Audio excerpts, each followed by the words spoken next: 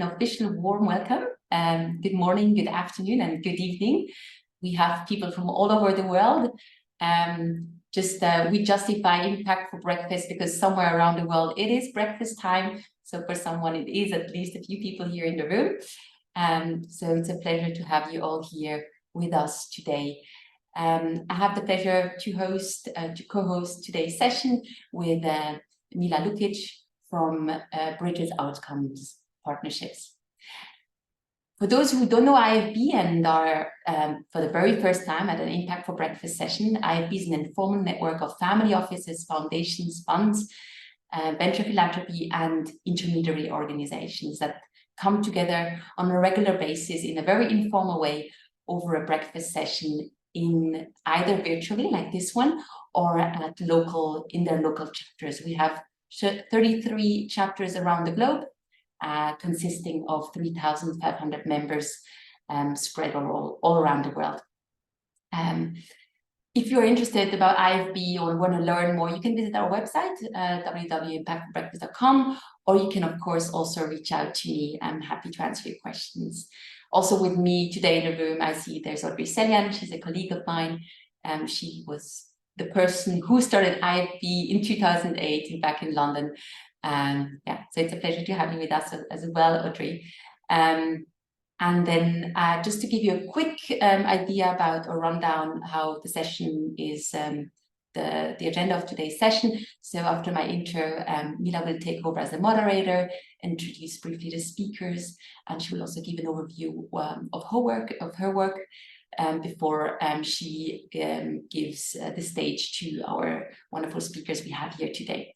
After the presentations, we'll dive into Q&A, where you can ask your questions. You can use the chat field to put your questions there so we can pick them up, but we actually even prefer if you pose and share your question directly with the speakers as we enjoy these discussion rounds and Q&A. So you're welcome to unmute yourself, put your video on if you wish, and share your question with us. Again, this is an informal network, so questions are welcome. We'd love to discuss your thoughts, the feedbacks you have. Everything is welcome in this room. This session is going to be recorded. We're going to share this recording with you in a follow-up note, including with the speakers' contact details. So you will be welcome if you have any follow-up questions and you wish to reach out to the speakers after the session, you're welcome to do so. And of course, you're also very much welcome to share the recording with your network, to share the content that we be discussing and sharing today. You're free to share it with everyone in your network. So that's it from me. With no further ado, over to you, Mila.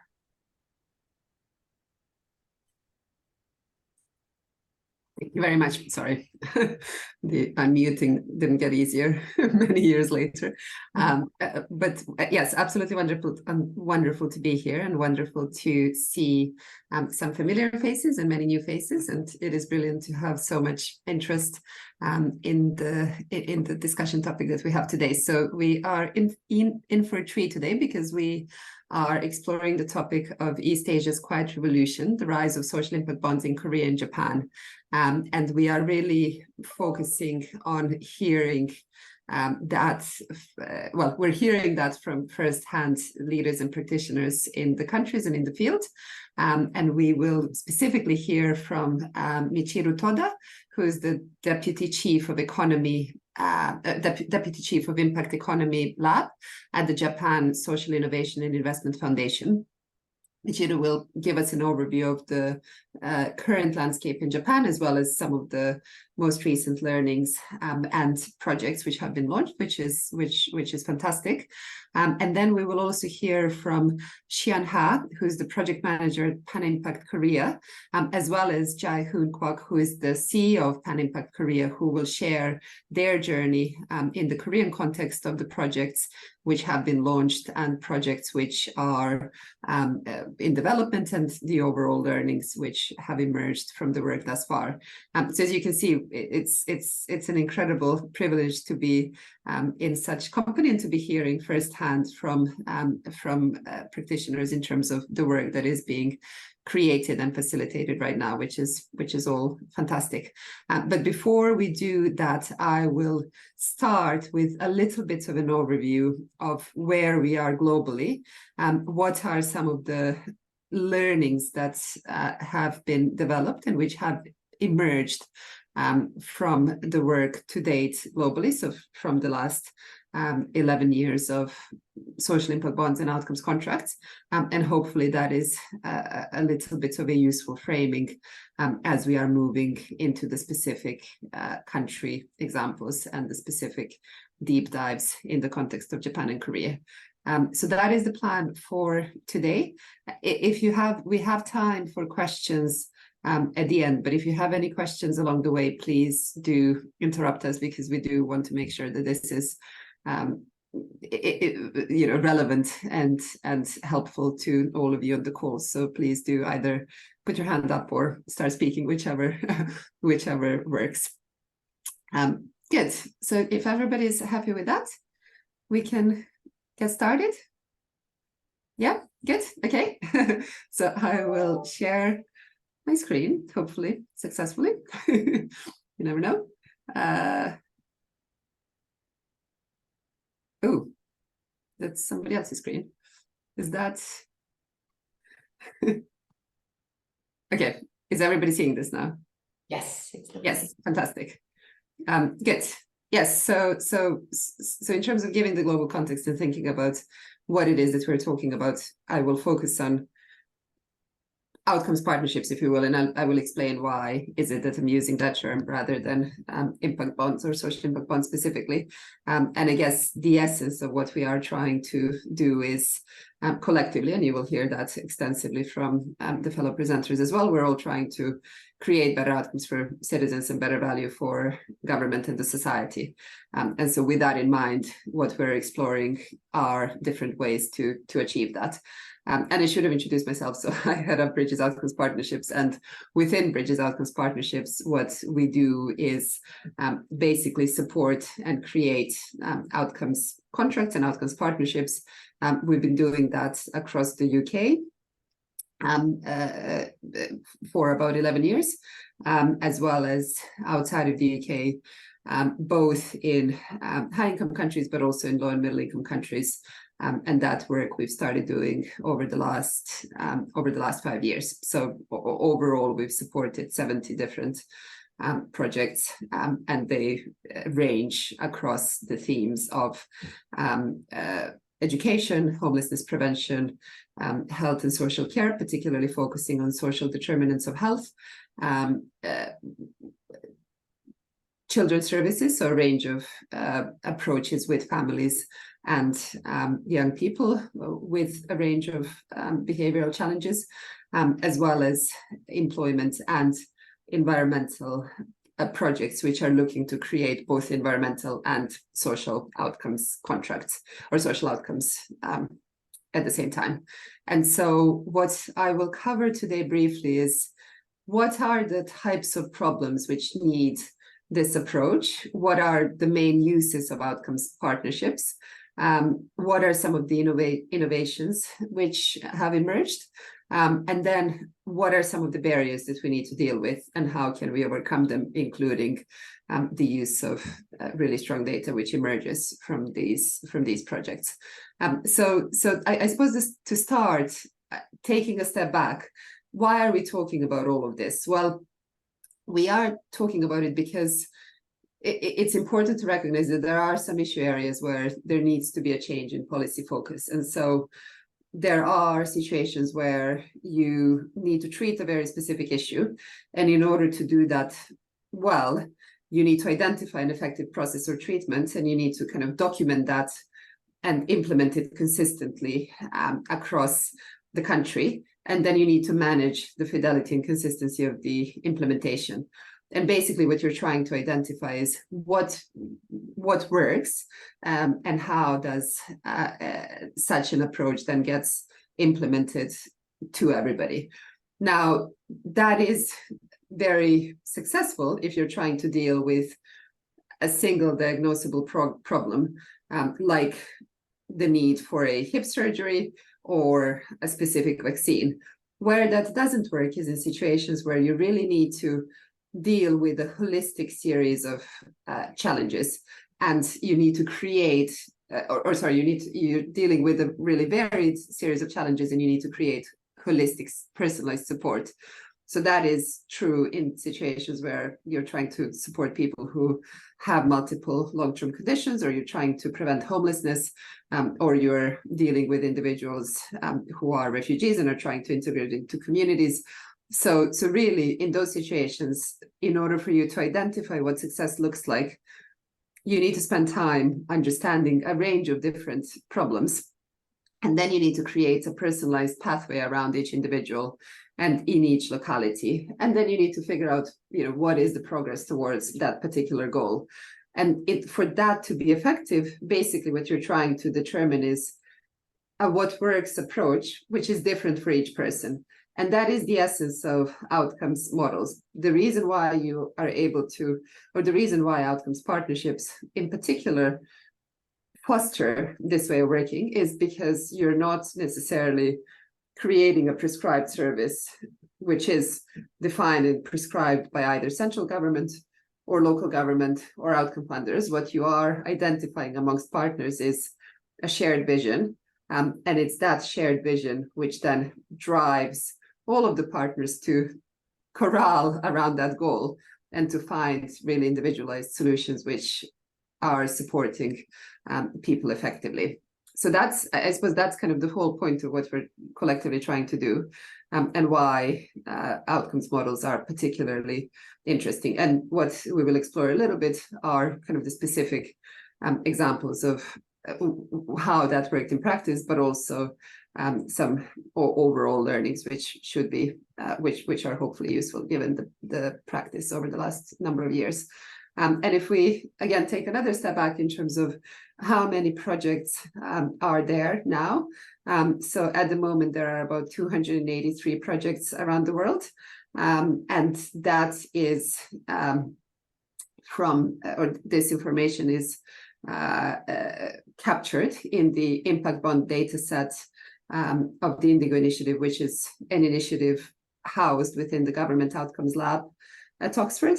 And that is a team which is basically help both pull together the data about individual projects, but then also create a repository around the specific kind of helpful guides, if you will, for people who are looking to develop these types of projects. And you will hear many different names, if you will. So there is social impact bonds, development impact bonds, outcomes contracts, outcomes partnerships. And I guess what we will try to do today is really focus you on the fundamentals, because the fundamentals of the model are really important. And what we've over time realized is that you can have the same name, but actually the fundamentals between the two projects could be quite different. And so rather than focusing on the tool itself, if we focus on the key ingredients which need to be present for this way of working to be effective, that is a clearer conversation, rather than talking about the scaffolding, if you will, or the tool which can be used to capture that relationship.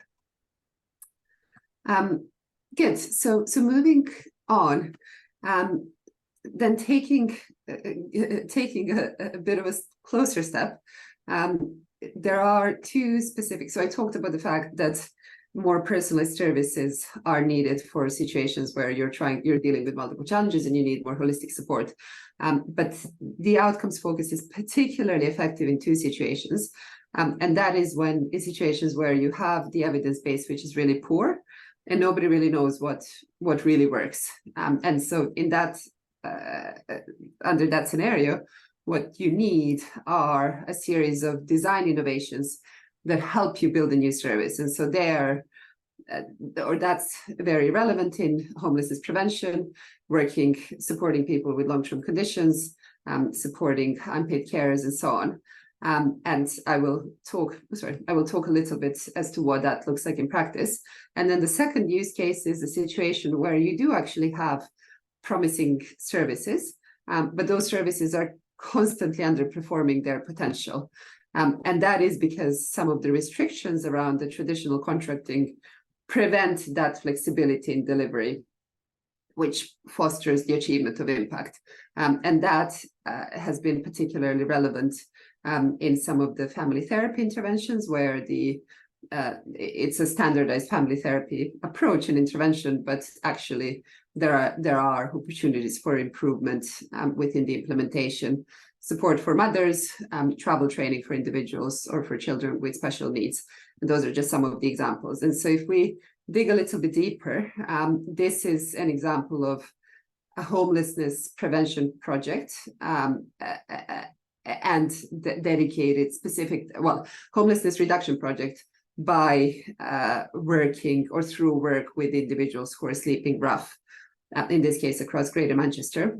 And what ended up happening was a situation whereby the problem was hundreds of people who were sleeping rough on the streets of Greater Manchester, but the approach was incredibly different in the sense that each individual was approached in a really personalized, strength-based way, where the coaches and the workers, the frontline teams, spent a lot of time understanding what are actually what is the life story of each individual, and how to help those individuals deal with some of the underlying issues which ultimately made them homeless. And so that required a lot of really thoughtful reflection and discussion, but it also required significant negotiation with other parts of the system. So, for example, one thing that emerged was that people who are homeless for a very long time and then finally move into stable accommodation, they immediately receive a summon to courts for a petty crime that they did many years prior. And so you can see how that immediately becomes a disincentive potentially for a person to enter into stable accommodation. And so what this project actually did was work with the courts and with the justice system to negotiate for this program to be an alternative to custody, which you can see, it's a really simple switch, but actually it's a really significant system change and learning which can be applied to other similar projects. And that was possible because there wasn't necessarily a prescribed intervention, but there was an approach this approach allowed for some of that shifting in delivery. And what I just want to emphasize here is that the aim was to help originally 183 individuals. The project actually helped 357, and the aim was initially to help people at about £10,000 per person. And it ended up costing the government actually £7,000 per person, which is compared to about 25,000 in comparable programs, which were commissioned in different ways. So you can see an incredibly high impact achievement, but also an incredibly compelling value for money for the outcome funders when compared to other projects, which non-outcomes arrangements, which were actually 3 times more expensive. And had significant impact under performance. So that's, if there is something to remember from this session, it's just that there are incredible, real examples across a number of issue areas which both achieve better impact and better value for money in very tangible terms. And the same happened in the family therapy delivery. Here, the difference, as I said, is that there is actually a starting point of an approach. It's a systemic therapy, which works with both parents and young people. But because of a number of delivery innovations which were implemented, what ended up happening was that the delivery had really significant impact in terms of stability of family, or in terms of families staying together and young people not going into care.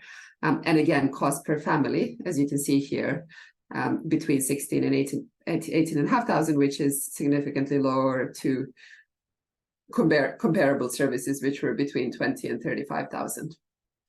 So those are just some of the flavors of what are the types of what are the use cases, and also some of the specific value for money achievements. And I guess overall, if we are trying to unpick the specific ingredients, as I said, which are important to this way of working, they are, in our experience, captured in these three buckets. So truly enabling collaborative design, truly having flexible delivery, so not having specification in relation to the delivery models, and truly having clearest possible accountability towards genuinely improving people's lives and making sure that the outcome frameworks do indeed capture that. We've tried to capture and summarize those learnings in a learning document, which we're very happy to share. And those basically what we try to outline in that learning document are a range of different examples from the UK and around the world, which embody those particular changes. So collaborative design, flexible delivery, and clearest possible accountability in practice. So collaborative design translates into these specific 4 lessons. So really working collaboratively with the individuals being served, with frontline teams, but also with the government. Flexible, personalized services is just bringing to life which are the ways of working and kind of redesign of services which really enable that. And then finally, accountability. It is all focused on truly embedding rich and thoughtful data, but also making sure that that data is truly focused on capturing the voices of the individuals who are ultimately being served, and that their preferences, views, ideas are truly embedded in delivery. And so just moving on to a little bit of a technical view, just as a reminder for everybody, the reason why we are talking about the kind of different needed funding flows is because of the fact that in traditional contracting, the government partners pay for inputs in most cases or activities. And so what that means is that, you're getting funding from day one. So that's the green line. You're spending money on the delivery from day one as well. And your cumulative cash flow position is neutral. However, if the outcome funders are paying for outcomes, that only happens later. So you do indeed have this initial working capital need, because you do need to start funding your delivery from day one in order to achieve those outcomes. And furthermore, what one needs to consider is not only that you have such a profile, but also that you can have an assumption of what that profile could look like based on the anticipated spend and outcome achievement. But that could also look differently depending on whether you are overachieving on the outcomes or underachieving on the outcomes. So even from that original profile, there will be a variation. One of the things that happens in practice in many projects is that there is a partnership coordination entity or approach, which basically contracts with government funders, receives social investment. So if you look at it here on this chart, so we saw that dip in the previous chart. So this is what things look like without any working capital funding. With the working capital funding, you can have that working capital funding at the beginning, which means that your cash profile is such that you can indeed fund the necessary mobilization, and then that initial funding only gets repaid if the green lines are indeed achieved, i.e. if the outcomes are achieved. So that's kind of how it works from the delivery side. But what is important to note is that from the outcome funder side, that variability in funding can actually be really problematic, because many of the outcome funders are really used to having very set annual budgets, and so they're used to have, you know, the same amount of spend each year, and so needing to have a different or the fact that you're saying that you need to have a different profile year on year, and also the fact that you're saying that you need to have that profile may also vary in practice depending on what actually gets achieved. So the fact that you may, you know, overachieve in certain years and have a different level of achievement in terms of the outcomes, that will mean that you need to have a different payment profile. And that is quite hard for outcome funders because they do have annual budgets. And so that is an area that from the kind of system change perspective, we and partners have been spending a lot of time to both communicate and share with the potential government bodies and outcome funders for that to find ways for that to change, because that is one of the issues in terms of the ability to implement this more broadly. And finally, if I just spend 1 quick minute on the data, I just want to emphasize, and this will come through very clearly from my colleagues afterwards as well, but this way of working is really catalyzing incredibly rich data, both at a portfolio level. So on the left-hand side, you can see that for each pound or dollar or, you know, whichever unit of currency invested or spent, you can account in incredibly precise terms for or in relation to the outcomes that funding is actually unlocking. And there is also now in the UK primarily, but hopefully going forward around the world, extensive research around the value that gets created from that funding. So in the UK, through the Big Society Capital Commission's research, it is seen that the value created from the outcome funding unlocked is about 10 times. So the value to society is, well, based on our work, has been 1.3 billion. But what's also important is to highlight the individual data. So not only do you have that granular view on the portfolio level, on an individual level, we spent a lot of time and partners spend a lot of time understanding what is the journey that each individual takes and how to really read that data to help people in the most effective way. And for that, what's also been really important is deep partnerships with academic institutions and evaluators to unpick some of those delivery innovations. And here are just some of the examples of such evaluations and partners. And then finally, this is just a long way of saying that data linking is important. So again, finding ways to bring together and connect in person-reported data, frontline reported data, as well as various systems like the tax systems, like the national health data, national employment data, and so on. So I will stop here, and I would love to either hear any questions or keep the questions to the end.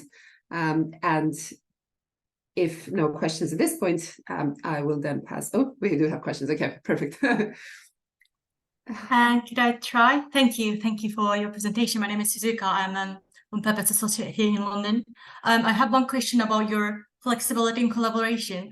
I understand that structuring social outcomes contract is not very cheap, let's say. It takes time, resource and everything. And I'm wondering how, and I'm aware that Bridges may be good at scaling one homelessness project to this place, this place, this place. So I'd like to understand how would you decide to use, let's say, existing successful model to here, or start the discussion from the scratch when you approach to a new area or new social issues? Sorry, does that make sense? It does. No, that's a great question. So in terms, I suppose from our perspective, what we are driven primarily is by the needs. So we would look at what is the need within the relevant issue areas, within the relevant geographic areas, and prioritize based on that. However, exactly as you say, what we see in practice extensively is that as there are learnings emerging from a homelessness prevention project, then that is a really important starting point for there to be both a template in terms of outcomes, a template in terms of contracting, and that then gets from kind of the system change perspective, what we try to do is capture that and share that as widely as possible so that others can also take that and implement that. So it is important for the templating of the work, but from our perspective, we look at it primarily based on need. Thank you. I think it was somebody, it's Mita, yes, yeah, and then Joe. Oh, you're mute. Hello, Myla. Thanks for that. That was really super interesting. My question is on your last slide. I think it was number 21 that I wrote down. And you mentioned public value created and into 10x. And I'm wondering, how do you measure that? Do you take a social return on investment, or, you know, what are the impact measurements? Because I work in education in India, and we use an SROI. We have an outcomes-based approach as well. And I was wondering what your categories were. Yeah, so it's an assessment that we didn't do. It was done by external evaluators, but I can put the link to the report and to the methodology into the chat. I think that's probably best. Thank you. Thank you. Thank you. Hila, maybe we can also share it with the follow-up note. Yes, afterwards. definitely. You can send it out. Thank you, Smita. Joe? Yeah, I had two questions. Well, first of all, my name is Joe. I do work with Pan Impact Korea, who are going to be presenting today. So first question is, the first question is on investments that you receive. So what are I saw from the graph that in some cases you do not receive investments, and this is when I guess the service provider is more or less putting up their own efforts as well as resources to start the project, and then later on be recouped for it. Is that the idea? No, so that first graph with the neutral line was just to show that in traditional contracting, there isn't necessarily as high of a need for the working capital investment because of the fact that because you get the payments from day one in the same way that you're creating expenditure. For most of the outcomes models, you do indeed need investment. Now, how that's sourced varies. So in some cases, it may be that the delivery organizations wants to use their own balance sheet. In some cases, it may be, well, you know, a donation that somebody wants to use. The way that we manage that is by, so the projects that we support and that need investment, the investment is provided through the pooled funds that we are managing. And the investors who are supporting those pooled funds are, so initially that funding was seeded by the government here in the UK, so by the Cabinet Office, subsequently by Big Society Capital, and then a range of other investors, including pension funds, including Development Bank of Japan, for example, including the QBE as the insurance providers, and all of those organizations have really clear allocations for impact. So they are doing this as impact first investors, which are trying to drive impact, trying to maximize system change, and kind of trying to get their money back with a cover for inflation, where that inflation is about 3%. Right. Okay, thank you. My second question has to do with, I guess, the end goal of the outcomes partnerships that you create. I see how you know, it allows for flexible ways to solve the problem. Do you usually set up an outcomes partnerships as a one-time thing so that once you figure it out, it could be continued without an outcome partnerships, or do you look to repeat the process or perhaps upgrade it as you go? Yeah, no, that's an excellent question. And I think we, so what is really important is having that partnership coordination capacity. And what we've seen in practice is that when that's established, actually the outcome funders, in many cases the local authorities or the central government, actually they do want to extend that way of working, and they do also want to use that model for other issue areas. Yeah. So the strong recognition is that this is creating really something very useful and different, and we do want to continue working in this way. Perfect. Thank you. Thank you. Hi, Bonnie. Shall we do one more question and then quick question. exactly, and then we will move to I'm Bonnie from based in London from the Social Investment Consultancy. I want to ask if there are actually data relating to the transactions design of all these contracts and outcomes-based contracts. The reason why I ask is I think social impact bonds or outcome-based contracts often get a reputation that it's very expensive to set up, and a lot of people are not clear about the setup costs and the ongoing management costs.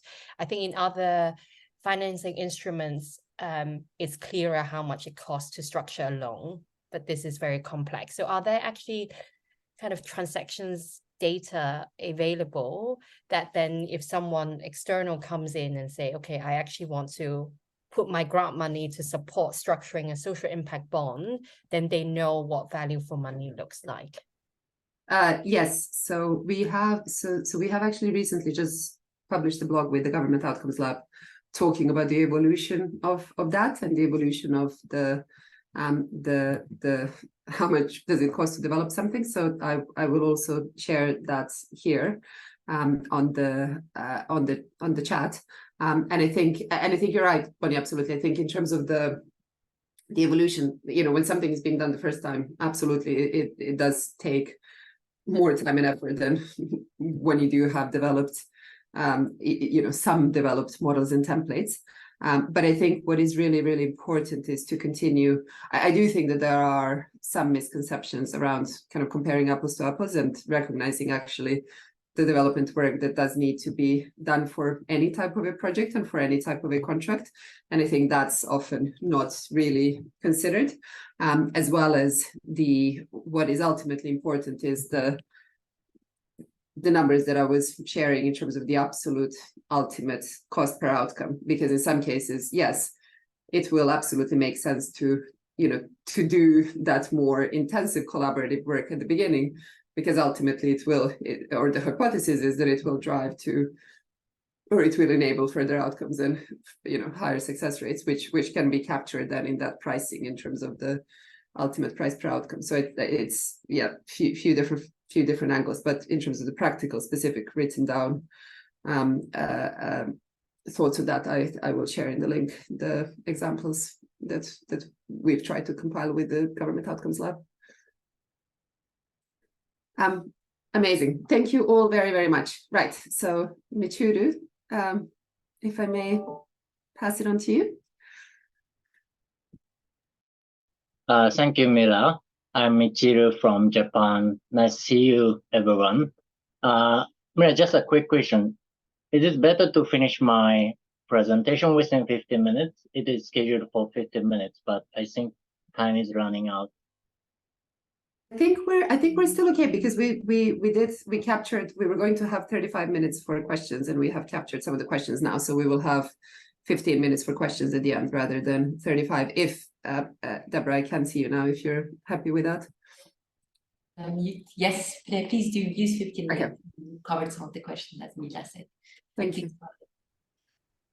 So everyone see my slides? So I share my experiences and insights of impact bonds in Japan. And then currently I work for the Japan Social Innovation and Investment Foundation. This is a private foundation operating in Japan. And then I put the title for my presentation, catalyzing impact, solidarity, and change within public sector. Because this one sentence most summarizes the essence of impact bond to me. So throughout my presentation, I try to reach to and then ground onto this one sentence in my conclusion. This is about me. I currently work for the Japan Social Innovation and Investment Foundation. And in that foundation, I have some plural responsibility. And one of them is the impact bond deal structuring and financial scheme development. So in that scope, I talk for this session, Impact for Breakfast for tonight. And then this is an introduction about our foundations. I quickly go over this slide. And then our foundation was established in 2017, almost 6 years ago. And then since the establishment, we pioneered social impact bonds in Japan. And we spearheaded the first ever social impact bond project in Japan, in Kobe City and Hachiyoji City. And so far, we supported deal structuring and investment in the 8 such impact bond projects. And currently, we much more focus on system changes and the catalytic capital after having the experiences and insights of impact bonds. And then before going to explaining the impact bonds overview of Japan, I think some of the participants of these sessions may be interested in the impact investing itself and the impact economy in Japan. So just quickly, I go the overview of impact investing and impact economy in Japan before explaining to the impact bonds. And this is a snapshot of the impact investing in Japan. Japanese impact investing market is growing rapidly. As you see in these figures, currently impact investing AUM in Japanese currency, it reaches to the 5.8 trillion Japanese yen. It's almost a 4.4 times growth from 2021. But if we take into take a look at the details by the asset class, most of the assets under management by the impact investing is accounted by the debt financing and listed equity. That the two asset classes account for the great majority, 82% of the whole AUM. And then also in the Japanese private impact investment initiative, it's called the Japan Impact Driven Financing Initiative. This is kind of the signatory initiatives, and it launched in almost 2 years ago, and now signatory grows from 21 to 62 in a year and a half. And also the government and the Japan FSA are also interested in that the impact investing and the impact economy. In the previous years, under the Prime Minister Kishida's administration, he declared a new form of a capitalism policy. And under his administration, Japanese FSA established a working group on impact investing in October 2022. And this is a general definitions of the impact economy. According to the Sir Ronald Cohen, impact economy is explained that an impact economy is one where measurement of social and environment impact is integrated in all economic activity and central to the government, business, investment, and consumption decisions. And adding to his definitions, in my understanding, it is important to put importance on the role of individuals in the impact economy, because in the economic value chains, through the investors, businesses, consumers, and the government, each component, each component, individual has a responsibility and roles as an economic actor in the society. And this is an overview of the impact economy in Japan. In the development of impact economy in Japan, first triggered by the Japanese GSG, National Advisory Board. It is a global steering group for the Japanese community, and it has a decade-long leadership at the center of impact investing in Japan. And also now we have a private initiative, which is called Japan Impact Driven Financing Initiative, I explained already. And also the Japanese Financial Services Agency also promoting impact investing through the working group of impact investing. And also in the business side, investee side, Ministry of Economy, Trade and Industry also support impact startup by their signatory program called J Startup Impact. And also Keidanren, which is the Japanese Business Federation, and also Japanese Association of Corporate Executives, also interested in the impact investing, and then published a report And also they launched the impact fund for investment in African startups. And also consumers awareness is raising because of the impact companies' products and B Corps, also their products and services. And in the terms of the government, the Prime Minister Kishida, as I said, centers on impact in the national strategy for fiscal year 22 and 23. And for the today's sessions, impact bonds or pay for success financing scheme is promoted by the cabinet offices of the Japanese government in the scope of public services. And then actually that the offices of specializing for the PFS SIB promotion is established in the cabinet offices in almost 4 years ago. So I explained that the cabinet office's roles in the development of impact bonds in Japan. So from this slide, I explained that the impact bonds in Japan. So this is the key slide to explain that the schemes, the basic scheme of impact bonds and key actors in my words. But the Miller already explained that the impact bond scheme, so I skipped this slide. And this is an overview of impact in Japan, impact bond in Japan. So before explaining to this slide, I want to explain that the terminology, also Miller mentioned that actually that the impact bond is called in a different way, but in Japanese terminology, we usually use that the two terms to explain that the impact bond, PFS or SIB. PFS is the abbreviation of pay for success or pay for success financing. It is said that the PFS terminology comes from the United States in these similar schemes. And social impact bonds comes from the United Kingdom or European context. And in the Japanese impact bonds terminology, PFS is much more like the overarching terminology, which covers the social impact bonds. And social impact bond is much more limited terminology compared to the PFS. Because in Japanese terminology, social impact bond refers to the pay for success with external investors. So it's like kind of the financing model, and in the SIB project always exist. We have the investors or the fund providers. So according to the definitions in Japan, 179 pay for success projects were implemented. This is the first one in 2017. But actually that among the 179 PFS projects, there are only 14 SIB projects which have the impact investors in that the schemes of the project. And this is a bit excerpt of the full list of the PFS SIB project I cited from the website of the cabinet offices. And then the star marks or the circle marks is the one that our foundations involved in as an intermediary organization or as an philanthropist or an investors. And at the right-hand side is the history of PFS and the SIB development in Japan, which dates back to the almost 10 years ago. The pilot project launched in some local governments of the Japan, Yokosuka City and Amagasaki City and Fukuoka City. And the first full-fledged SIB project launched in 2017 in Kobe City and Hachioji City, both for the healthcare thematic areas.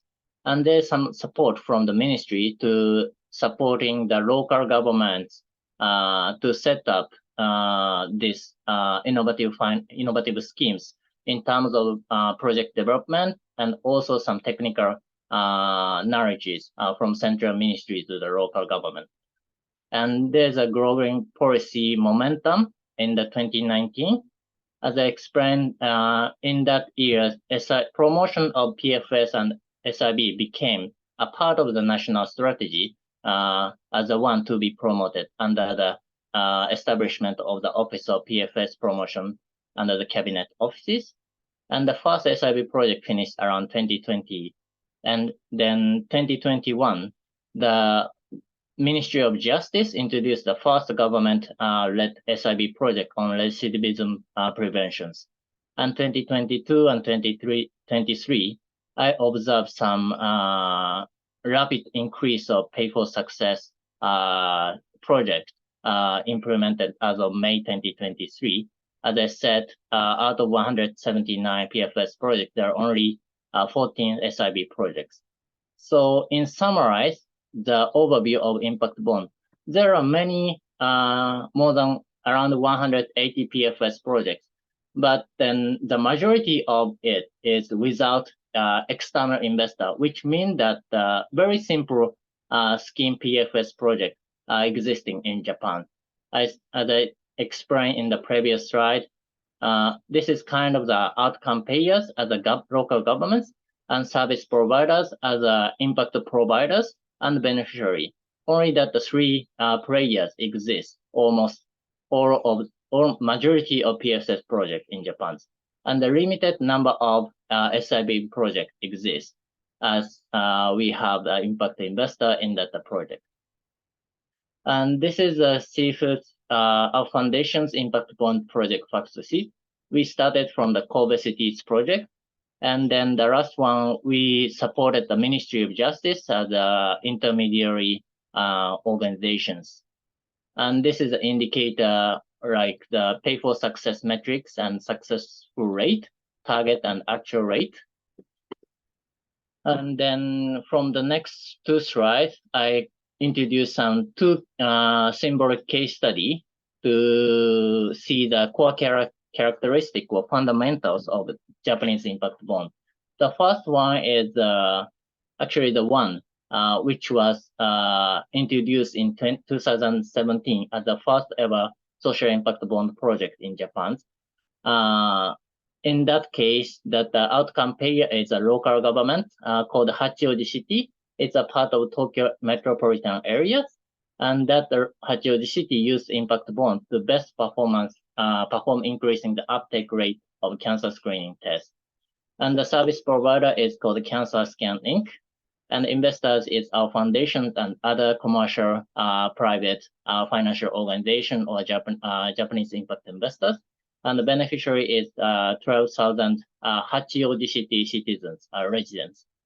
And then the service itself is that the service providers used the AI-based behavioral insight, it's a nudge, and then developed the custom-made letter for each target citizen. I think this is one of the core characteristics explained by the Miller. It's a kind of flexible design or tailor-made or personalized holistic support. And then, so anyway, they developed a custom-made letter for each target citizen who didn't take the cancer screening test in the previous years. And then tripartite partnerships is formed between the local government, service providers, and investors. And this is a summary of the outcome indicators and target before starting this project, and the actual result is here. For the uptake rate of basic screening test, so in the Japanese cancer screening test is 2 steps. First, the medical facilities conducts a basic screening test as a first layer to check that the potential risk of the patients who might have cancers. And then in the second layer, they conduct the precision examinations. And then we set first 2 outcome indicator for the uptake rate of basic screening test and precision examinations. And we set the target based on that the evidence or that the target rate, which can be benchmarked by the previous results before introducing these SIB projects. And that Hachioji City has some abundant evidence based to set the adequate target based on their annual basis basic screening test or precision examination test. So we can get some evidences to set better targets. And then actually that the service providers in collaboration with the impact investor, they outperformed above the target rate. For the basic screening test, they increased 10% or 7% increase compared to the target rate. And for the precision examination rate, they fit into the between the target rate. But actually that the target rate is set more than the average expectations based on the previous years, the examination uptake rate. And then the third outcome indicator, actually, we couldn't achieve this outcome, the actual number of cancer detected patients. We set the target from 1 patient to 11 patients to be detected based on this service provider schemes. But it actually, after setting that the outcome project and launching this project and having that the result, we understand that the actual number of cancer detected patients is actually that beyond or out of the responsibility of the service provider, because it is not so much predictable and it is can be fluctuating based on that the citizens or the beneficiaries or patients who take the test or examinations. But actually the result was 0. So it is affected to the some impact investors return based on this project. And then second case study is Higashi City for supporting community businesses. They set pay for success scheme to reform their subsidy to support community. I wrote PFS, but actually in that case, there's the investors, individuals, and the corporates in the Higashi City regions.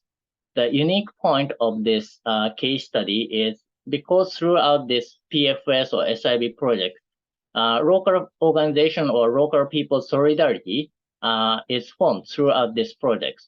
Because the local government Higashi City set this PFS SIB project, and service provider, or how can I say that, intermediary coordinator organization is local community fund, and the beneficiary is the community business owner, and investors is the city's individuals and the city-based corporates. So based on this scheme, the outcomes and then some financing is circulated among the stakeholders in the local areas. And then I skip some slides, and this is my summary about the benefit from impact bonds, the core elements. But this, a part of it already explained by the Miller, so I skip this slide as well. And this slide is also somewhat overlapped with what Miller explained. So in my understanding, the impact bonds also bring about some system changes in public services. So the left-hand side is conventional contracts, and right-hand side is PFS SRB contract. What differentiates between the two conventional and the innovative ones? The first element is definition of success. In the conventional contract, they put importance on that the activity, impact, input, or amount of activity. But in that PFS or SIB project, as we set outcome indicators as a success indicators.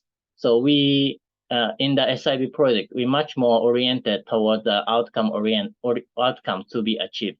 And second one is flexibility. This one is already explained by Miller. And relationships from unlinear to the multilinear, and evidence. Evidence is not necessarily unclear, but sometimes evidence is not so much paid attention to in the conventional contract, but evidence is established based on the PFS project in the process of setting up project and also following up and reviewing the project.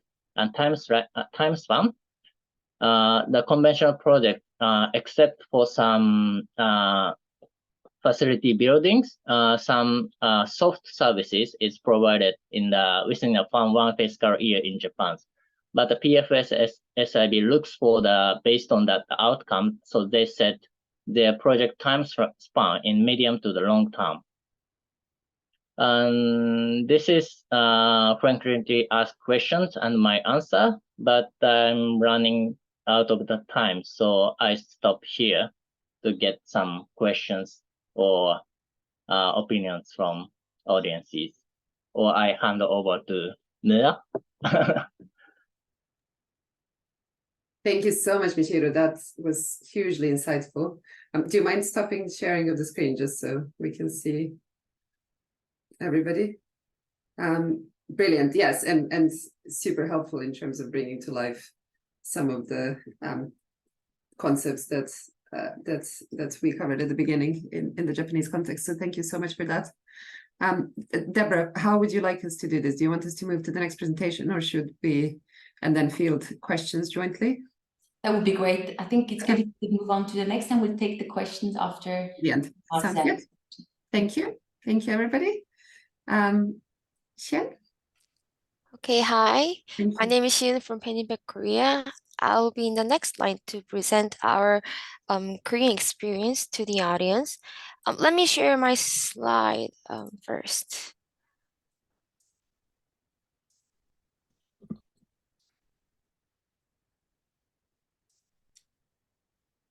Can everybody see the slide? Yeah. Okay, perfect. Well, I know it has been a long presentation for an hour now, so like it'll be great if many people stretch out a bit and feel a bit more relaxed because there's gonna be more information coming up. Hope you guys are excited. Now I will move on to our presentation. Today I'm going to share how social impact bonds have developed in Korea and what kind of projects has been implemented. So this is the sequence of the presentation. So first, I'd like to introduce a little bit about our company. Pen Impact Korea was founded in 2015 to implement SIBs in Korea. As the country's first SIB intermediary agency, we possess integrated abilities, experiences, and know-hows related to social impact bonds. I believe most of you might already grab the concept of SIB, so I might just skip this content because we are running out of time. And this is the structure of SIB. So if you're interested in the process of SIB, this might be the right slide to imply from. Now let me introduce how we have first initiated SIB in Korea. The first project that was delivered is called Soul Welfare Facilities Children Education Project.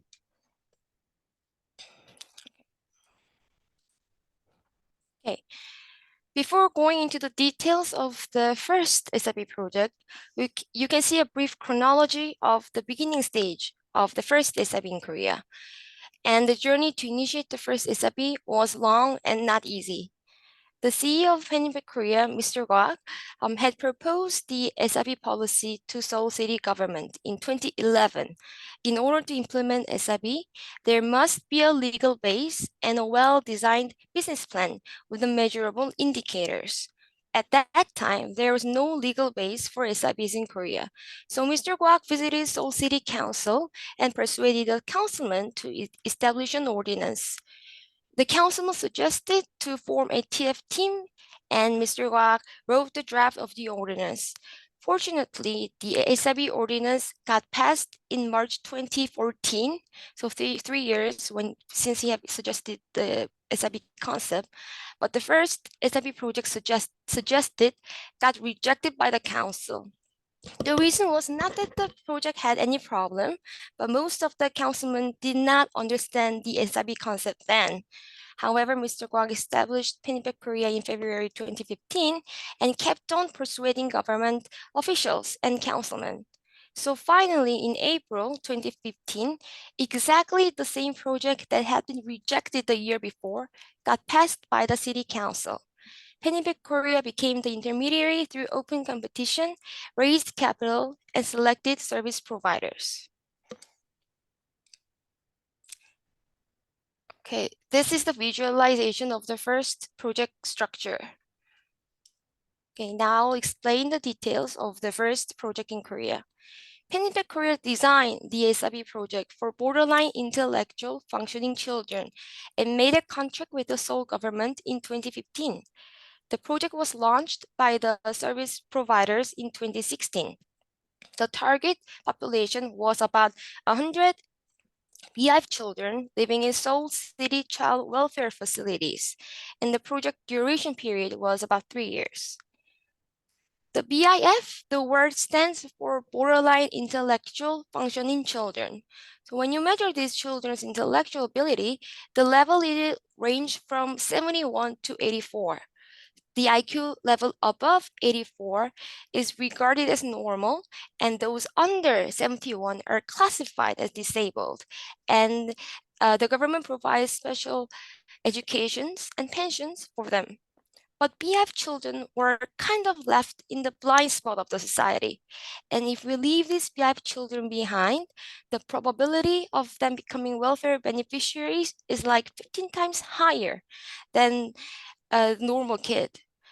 So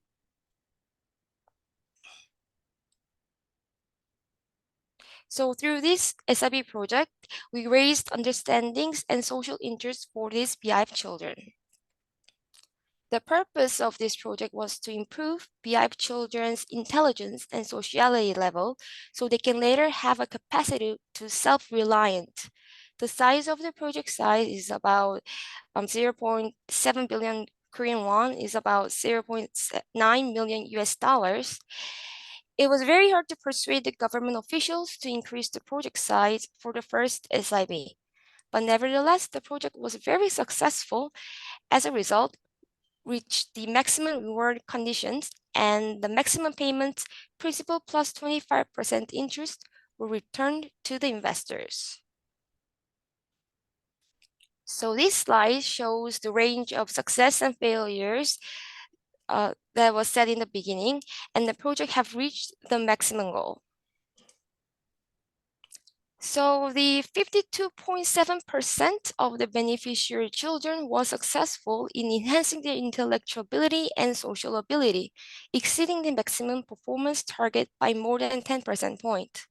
Penimpec Korea received outcomes payment from the Seoul Metropolitan Government on December 24, 2019, and repaid the principal and approximately 25% of incentive to the investors.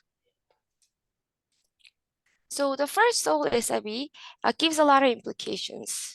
First of all, it was the first success case in Korea and in Asia region, and it contributed and contributing to innovation. SIB showed its usefulness as a tool. Second, this case demonstrated the possibility of BIF children's improvement. This experience raised understandings and social interest for these children, later contributing to more relevant policy development. And through this project success, it showed the possibility of social outcome-centered policy expansion, government operating projects without financial risks, and reducing the social expense that our society have to burden in the long run. Lastly, this project became the proof of the new model of public-private partnership. Now, after the first SIB project, currently we are running 2 projects and more projects are getting ready to be implemented. The next project is called Young Adult Employment SIB project. This slide shows the structure. So this particular project was designed and implemented to empower young adults through economic involvement. The service providers are providing job trainings and startup support programs to the target population. And when the target group gets employed or successfully initiate their own businesses or startups, then these numbers will be counted as success. At first, this project was designed for all young adults resident in Seoul because the aspect of youth unemployment problem in Korea mainly deals with highly educated but not employed. But later on, the focus of the target group got narrowed down and changed to employment disadvantaged young adults. This project was launched in November 2020, and now the project have reached its 3rd year of service delivery. I believe only like 2-3 months are left now until the termination. The investment size is about 2.5 million US dollars, and the maximum return is about 25% for the 3 years. Even though the project is going through the 3rd year of implementation stage, The service providers informed us with the delightful news that the project have reached its maximum goal, getting more than 200 young adults into stable jobs. We do not know how much success it will be concluded by the end of the project, but the service providers are passionate about helping their trainees to succeed in their dreams and consequently achieving economic independence. So this project has exceeded the maximum goal and could be declared as another success case of SIBs in Korea. Okay, let me introduce the next project, the Dementia Prevention SIB project. So this is the structure of the project. And now, the Buyo Dementia Prevention SIB project was launched in June 2021. The investment size of this project is about 0.4 million US dollars, which is quite small. The reason is that Buyo City is a very small city of 60,000 population, and they don't have abundant financial resources like the big cities such as Seoul Metropolitan City. So also, this was the first SIB in the level of basic unit local government in Korea. So it was hard to convince the officials to increase the project size. Buyo, like all provincial cities, is heavily populated with elders, and dementia is becoming one of the serious social problems. If early treatment could be provided for early stage dementia, a significant social cost can be saved. So this project was planned to intervene with early stage dementia patients, MCI level, preventing them from becoming serious dementia patients.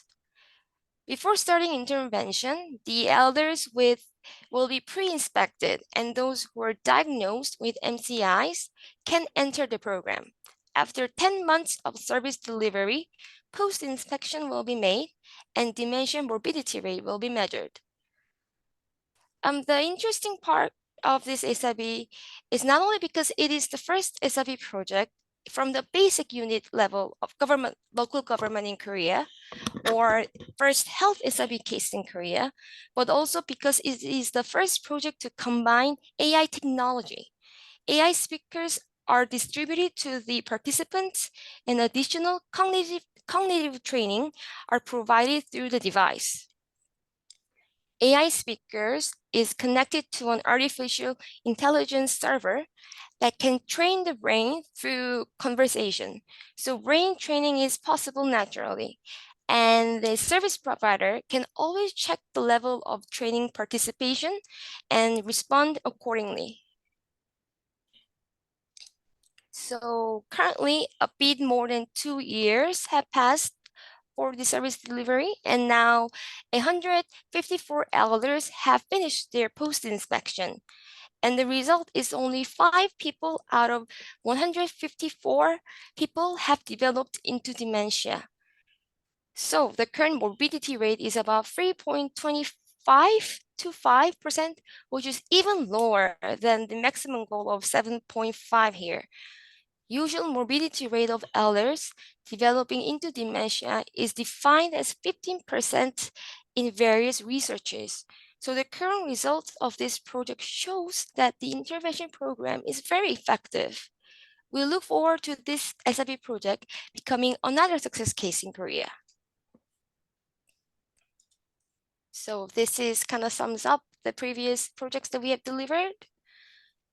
And the next SIBs in line that I'm going to introduce is under preparation for implementation. And this project name is Food and Beverage Startup Support SIB project. So the SIB contract between Hwasong City, the outcomes payer, and the intermediate organization have been finalized, and now it's under the process of raising capital. So the main beneficiaries could be any citizens without income who wish to start F&B business in Hwasong City. The reason to pick this topic is that unemployment rate have increased due to the pandemic, and many F&B service business owners are having a hard time surviving. The government is implementing various policies to solve related problems and providing subsidies, but the fundamental effectiveness and sustainability are being questioned. So Hwasong City is implementing SIB project to create performance-based innovative policy cases for job creation, improvement of the self-employment, and regional revitalization. The project period is for 4 years, and the purpose is to improve the survival rate of the F&B industry startups. The project size is about $2.1 million US, and approximately 36% of return rate is expected in the 4 years. The measurement index of this project is the total labor cost, which is to sum up direct employment labor costs from the main store and the service provider operates, and the other labor costs of the incubated startups, and the estimated future labor cost of startups at the time of project termination. The service providers will be using some facilities in Hwasong City area to operate anchor stores, such as restaurants and cafes, and develop these into social franchise.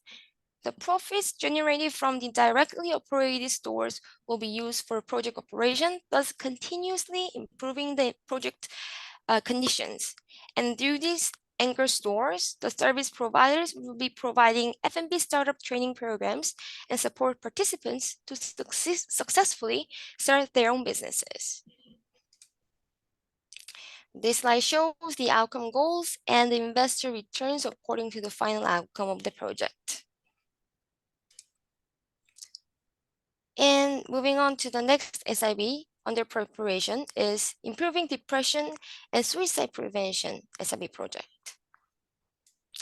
So this is the most recent SIB under preparation.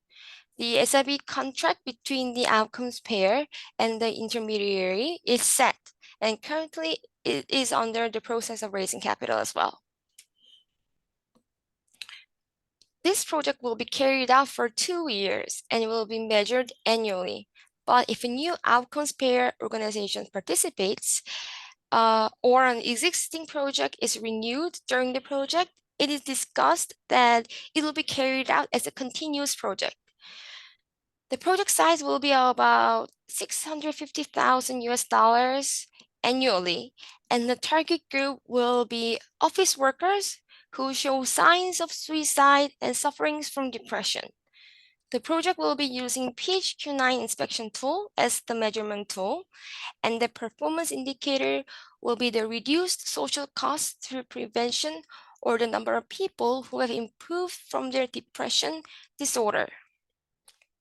The reason to develop such SIB project is that Korea is the country with the highest suicidal rate, with a suicide rate of 23 per 100,000 people, overwhelmingly exceeding the OECD average of 11.2 people. Since 2003, Korea have kept this remarkable rank until now, except for once. Accordingly, in order to improve this problem, this particular SIB project to improve depression and prevent suicide was planned. And the contract between SKMNN service was recently completed. This is the first case of SIB in Korea in which a private company participated as an outcomes payer. So the goal of this SIB is to find people who shows suicidal intentions and treat depression, which is a pre-stage of suicide, and is currently undergoing process of raising capital, as I've mentioned before. Okay, this is the end of the slide. Now I'd like to unshare my slide. Wait a second. Yeah, I believe the next person in line to make speech is Mr. Kwak from Pennyback, Korea. So I'll just toss the floor to him so we can make some comments. Mr. Kwak, are you there? Okay. I enjoyed the presentations from Japan and Korea. This seems to be the first time the two countries that most actively promoting SIBs in East Asia together have shared their experiences with the experts from other countries. Many thanks to IFB and the organizers for making this event possible. I'm not presenting SIB cases, but I was asked to give some necessary comments, so I will share some thoughts on SIB. As everyone here knows, SIB combines comprehensive impact business tools within one project. We measure social value to review feasibility, and we raise funds from impact investors. We provide solutions to improve social problems. We identify results and create an effective public-private cooperation structure. Various stakeholders participate and work toward actual social change, which is the essential purpose of doing social projects.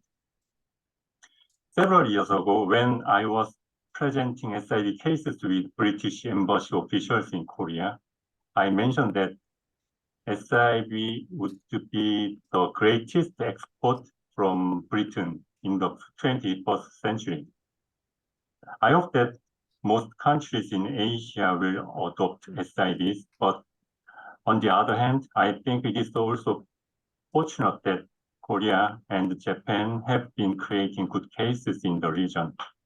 Listening to Japanese cases today, I was impressed and would like to sincerely congratulate Japan on the progress they have made so far. From Korea's perspective, Japan's expansion of SIBs is also very good for my country. If Korea had made SIB project alone in Asia without any neighboring countries, it would have been not only lonely, but hard to be inspired by the activities of other countries. As neighboring countries like Korea and Japan create more cases, they can provide opportunities to learn from each other and expand SIBs to other Asian countries. I heard Japan initially created a very small-sized SIB project, but it has begun to introduce much larger-scale projects recently. Moreover, the number of projects has increased considerably, and this kind of growth offers good lessons to other countries.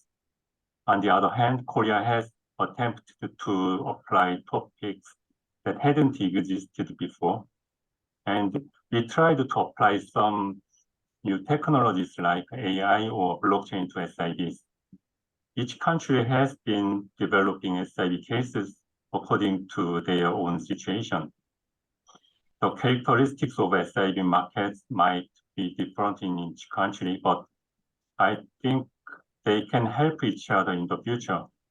I hope the events like today can be used as an initial opportunity to further develop SIBs and contribute to the spread of SIBs in Asia. In addition, we will be also able to learn a lot from the countries that introduced SIBs before us. In the future, we can think about such cooperation and exchange. The previous two speakers already gave us enough stories, so I will not say more. I would like to thank everyone who worked hard to make this event and who attended today, sharing their precious time. Thank you. Thank you very much, everybody. Brilliant. Thank you so much, Shinha and Mr. Kwok. This incredibly insightful, truly incredibly insightful presentation of your work and incredible progress. So thank you for that. I think we are all delighted to learn about fantastic developments. I truly wasn't aware of all of the additional projects which were launched and which were developed. So thank you very much for that. And yes, a huge thank you to Michiru as well. it is personally, I find it incredibly fascinating in terms of kind of the journey that policy making in Japan went through, and how thoughtful some of the changes have been in terms of the evolution of the projects and the evolution of the models. So thank you very much for sharing that. And I think everybody also commented on how useful that was. So we are at time in 2 minutes. So if I may, so we did have questions along the way. We had a really engaged discussion on the chat. So we did also field some of your questions along the way. It feels, Deborah, like there is interest for a follow-up session, because we definitely didn't cover everything in the hour and a half that we had. But that is, your engagement is an incredibly positive sign. So thank you all for that. And I think if Deborah is happy, I will pass it on to you for any next steps and very concluding remarks. Thank you very much, Mila, and thank you for guiding and leading through this session. I thought it was extremely insightful, and thank you everyone for the comments and for your questions in the chat field. I totally agree. I think there's room to do a lot more and spend. So if you want, what we could do is, I'll definitely, for those who joined later, I'll definitely do a follow-up note where I'll share the recording and I'll share their speakers' details. So please make sure to reach out to them if we haven't answered your questions and you'd like to speak to them or collaborate with them.